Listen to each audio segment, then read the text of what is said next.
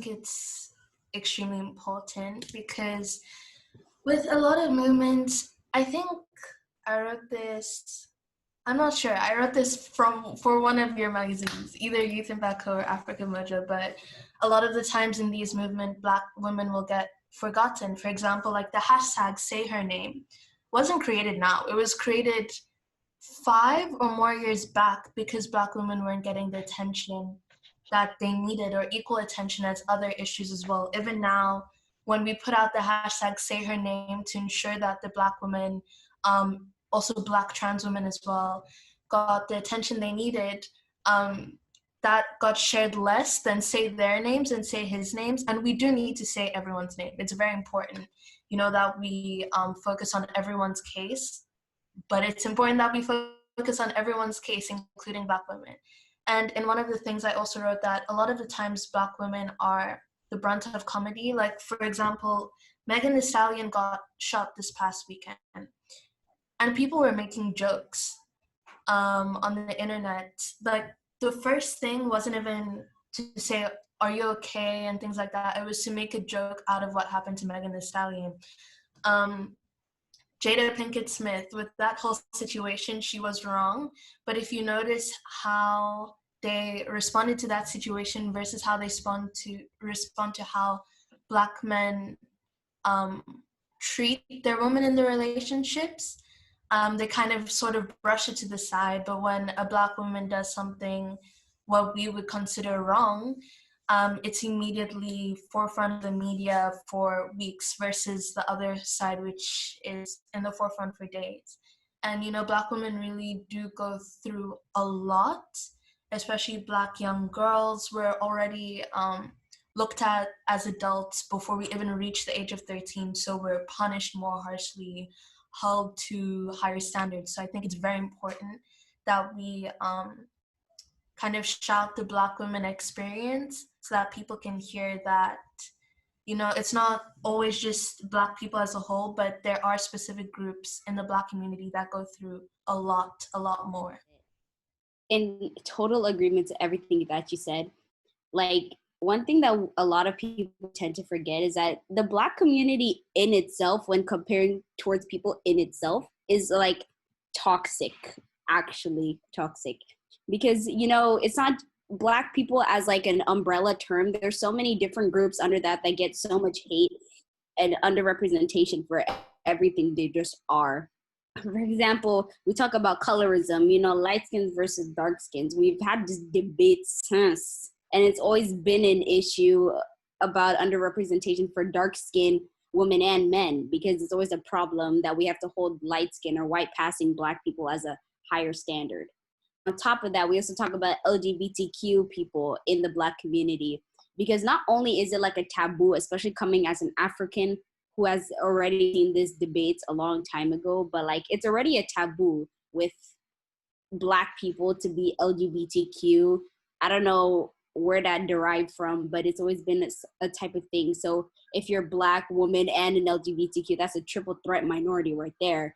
And you already see so many underrepresentation from the media. You get hate from your own type of Black people. So of course we have to look at upholding Black women as a standard. I mean, honestly, I don't even know why that was questioned, because we should already be talking about this. Like, Black women should be up there, if not only with just Black people, and Black LGBTQ women should always also be up there.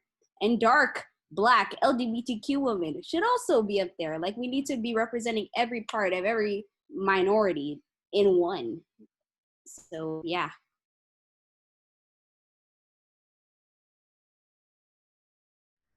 I think it's important because we need to normalize LGBTQ in these spaces. And as Kyla said, in Africa, especially because on all the different countries in the continent, I think most countries in conservative spaces, it seems to be taboo. It's like looked down upon, essentially. And I think for that reason, that's why we need to like actually address it, just make people aware of different people, different sexualities. Because what some people misunderstand is that learning about these things doesn't necessarily mean that they're wanting me to be like that. That's many people misunderstand that. educating yourself on LGBTQ doesn't mean that you have to be part of the community. It just means that you respect and you understand the rights of those people. You respect and you understand who they are, what they stand for, and there's so many different people who have different stories to tell. And for that reason, that's why we need to be educating people on these things, especially in schools, because that's essentially where people pick up a lot of their homophobic tendencies and etc., and they take them out into the rest of the world, and it perpetuates the problem that we have of LGBTQ people in the minority. So as to how it could be done, I think that's something which someone who experiences the actual, who has experienced those things as an LGBTQ member, I think such people would have to explain the type of things that they need to be addressed, because they go through those things, they go through those type of issues, and they would know best how to educate people. But it does need to happen, whichever way, and it does need to be addressed. So yeah.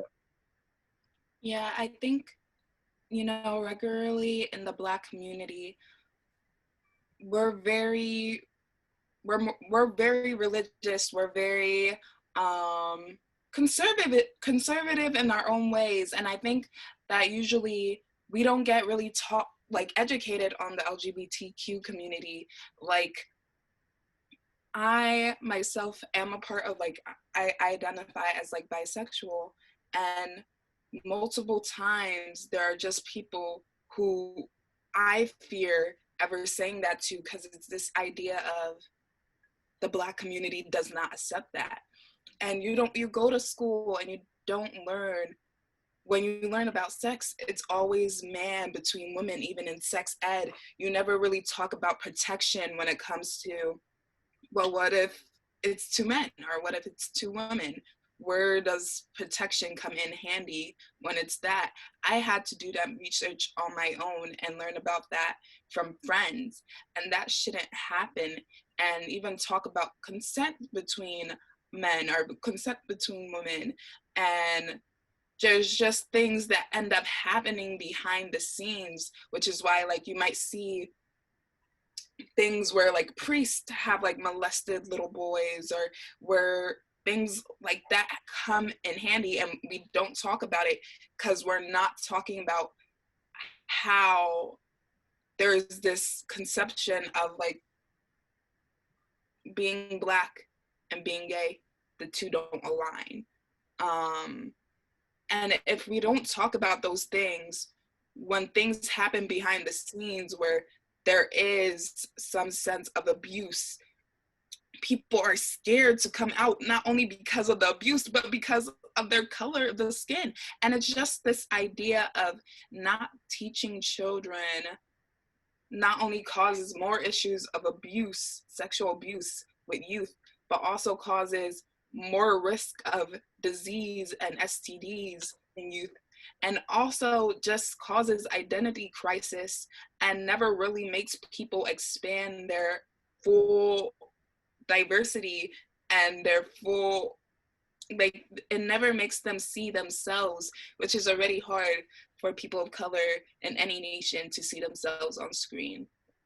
So I definitely think it's a big part to talk about LGBTQ plus community in schools, because it helps every single person realize who they are. Yeah, and I would also like to see, um, I don't want it to be the case that we use religion as a way to go against, or just kind of hate people who are in the LGBT community. One thing a lot of people misunderstand is they think because religion is saying this, it means they should. Yeah, sure, religion might say maybe do not be LGBT or something like that, but it never says you should hate them or treat them badly, or because I'm going to be honest with you. In Ghana is really religious, especially with Christianity, and people think automatically if you find yourself in the LGBT community, like you are like regarded as like less human, or you deserve less respect, or sometimes you don't have access to like basic social like amenities that other people have. And yeah, I really want people to stop using religion as like a weapon. And religion is all about, bringing people together and loving one another, and that is what we should really really look forward to. We should just really accept and yeah, treat everybody equally. Yeah. Yeah. And going back a bit to what Deborah said, I think a lot of things are swept under the rug, and that is where a lot of problems arise because of a lack of communication and a lack of education, and people are scared to talk about certain things. That's where a lot of problems arise from. So talking about things, representation, they all are very important. I also want to talk about one thing with religion. Like for me personally, I'm a Christian, right? And it's a very taboo topic in Christianity. However, I think like with me, okay, I'm gonna talk a little bit about my religion, but it will say in one book like, yeah, this is wrong. But for me, when I like read the Bible as a whole, especially like the New Testament, it's split into two parts. So the second part, if you talk about like Jesus' crucifixion and stuff, all of this stuff, a lot of the motivations were love. And one of the things, we're taught is to love your neighbor as you love yourself. But then all of a sudden, it's like people turn it into this thing of, oh, but if your neighbor is like this, maybe you don't have to love them and things like that. And I think also people, like, I don't think they really read the whole thing fully, because I think there's a lot of cherry picking going on. And if you read the whole thing fully, you'll realize that a lot of religions, not just Christianity as a whole, are based on love. And love really, I don't think should have one definition. And I think it's because of one definition that so many things are being kind of tabooed or being made taboo. So I think this religion thing, like, I'll still respect you if you say it says this and I'm gonna choose to stick to this part. But for me, you shouldn't have to go out and like purposefully condemn them. Like, if you want to be homophobic and transphobic, keep it to yourself, because we don't want to create this like toxic environment where none of us can live, because we'll uplift the Black community, and that'll be another problem that is solved. But we could have killed two birds with one stone. But because of all these huge stigmas, we just decided, no, we're only gonna uplift specific people of specific groups because we don't like who they are or what they choose to do with their lives. And frankly, it's none of our business. So, yeah.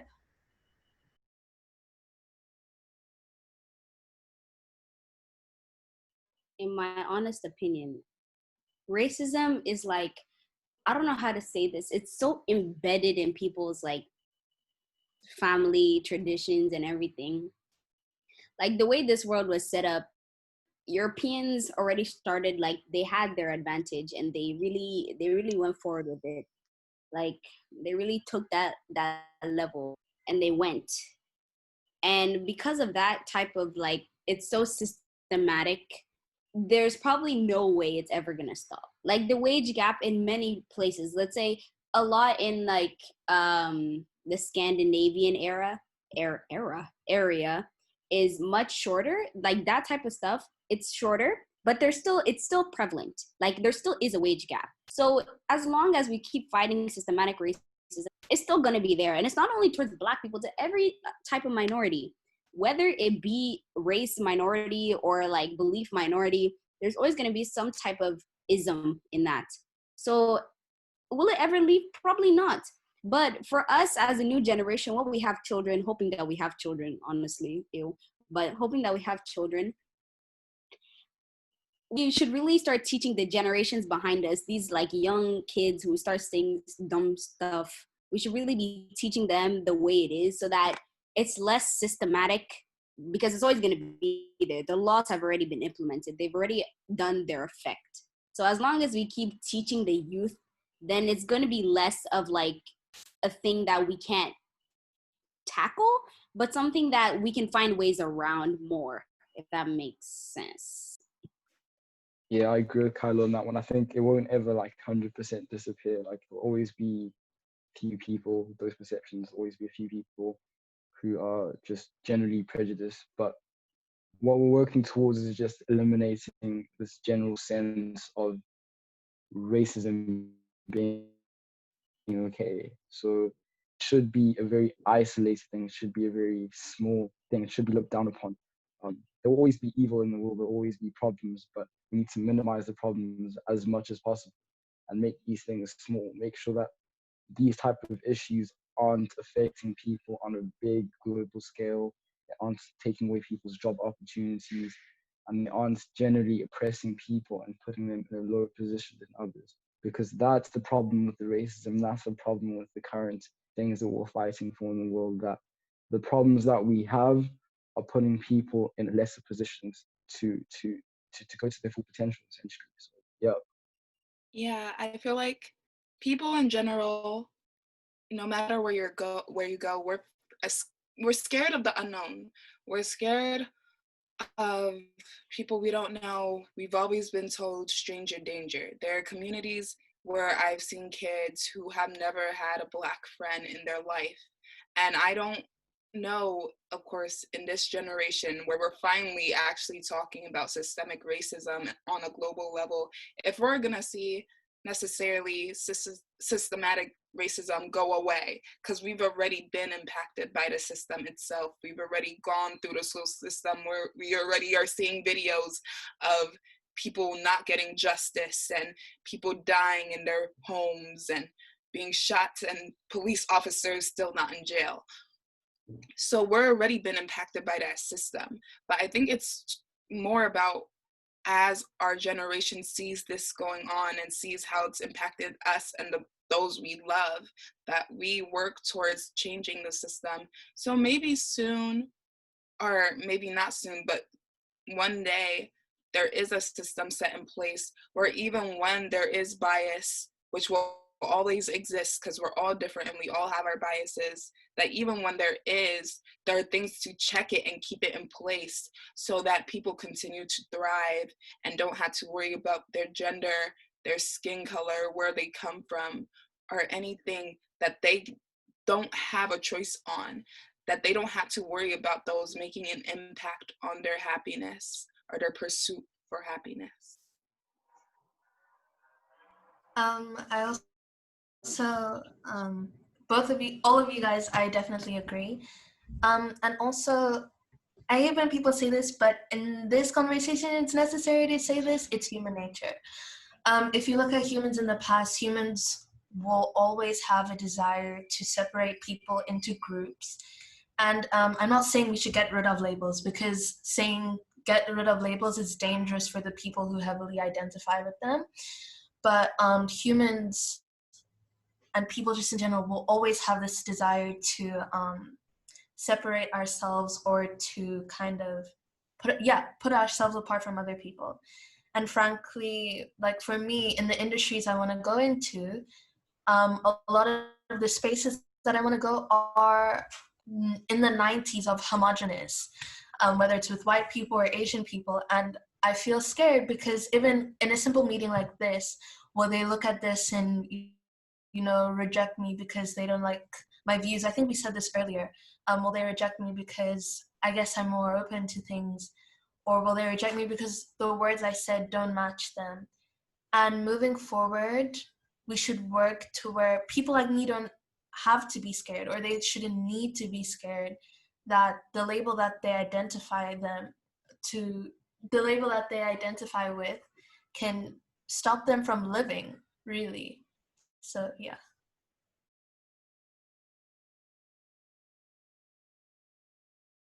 um I just think education, like you just have to keep learning, learn something new every day, keep learning, keep upgrading yourself, keep adding extra knowledge, like just be really like knowledgeable about like the issues that are going on, because like it's because of ignorance that there's racism, because of ignorance people are ignorant of other people, and because of that they are racist. So just keep on learning new things about the Black Lives Matter movement, even different issues, like how wars are just coming, like farming in other countries. You've heard about Yemen.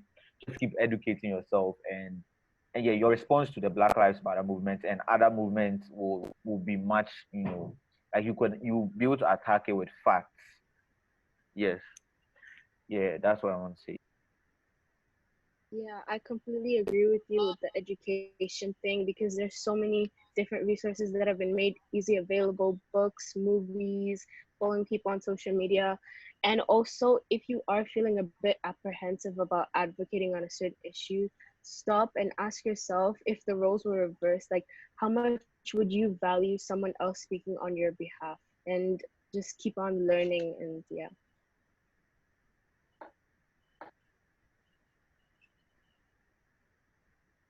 I think my biggest thing I would say to anyone, and I always think of this, is address your own thoughts and your own complications with institutionalized racism, because we all have it, and that's why there is colorism in the Black community and in other communities as well. That's why when you see in other countries the big, like whether it's Nollywood or even in Bollywood, or the actors are always lighter, and it's this idea of white supremacy throughout our whole world, and it's global, and it's something that whether you are a white person in America who doesn't have a single Black friend, or whether you're an African in South Africa or in Nigeria who's surrounded by mostly Black people, you still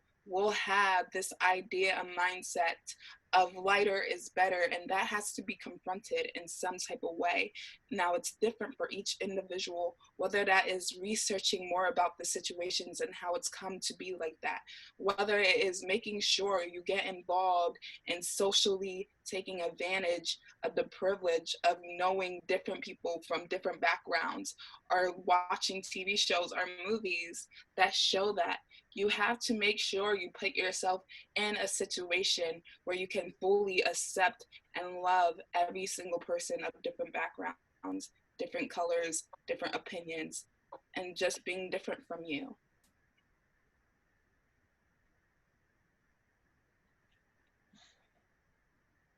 All right, so I'm gonna go ahead. I think just listen, because listening also gives way to learning. Come in with an open mind.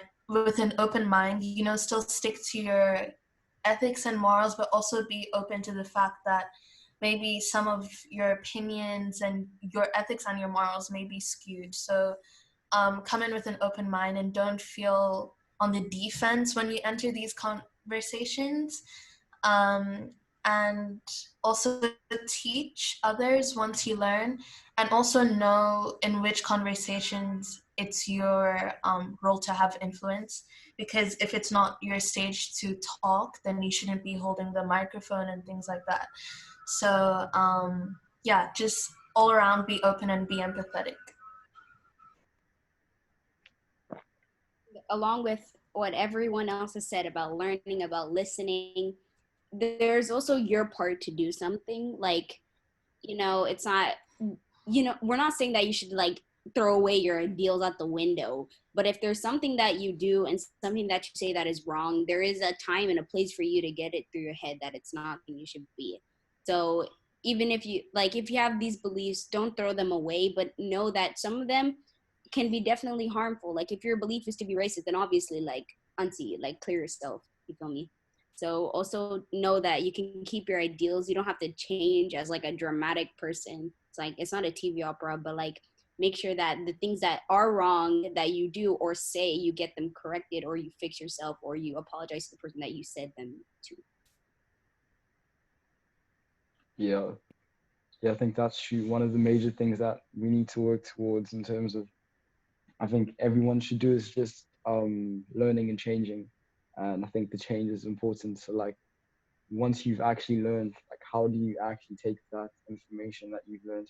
How do you take those experiences that you've gone through and those learning curves and actually putting them forward? So I think that those two things, just the learning and then the changing, is what actually makes a difference.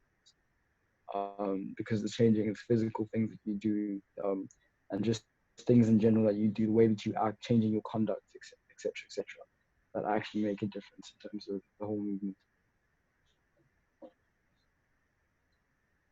Yeah, and even the little things you could do, like in terms of like really trying to act, like, I mean, if you could sign petitions, why not? If you could donate, why not donate? I mean, you see, it takes like 150 signatures within 30 days for like a petition to reach, the White House, like government website or something, and it takes extra 100,000 signatures within 30 days again for like that petition to reach, to get a response, like to actually be viewed by, I don't know, whoever is in charge. I mean, everything is important. Like your, like signing a petition actually matters. We need as much signatures as possible to actually impact some change. So I mean, if you could do it, why not? Don't like lazy. Don't skip the message and like move on to the main page. Actually, try and address some of these issues. Yeah.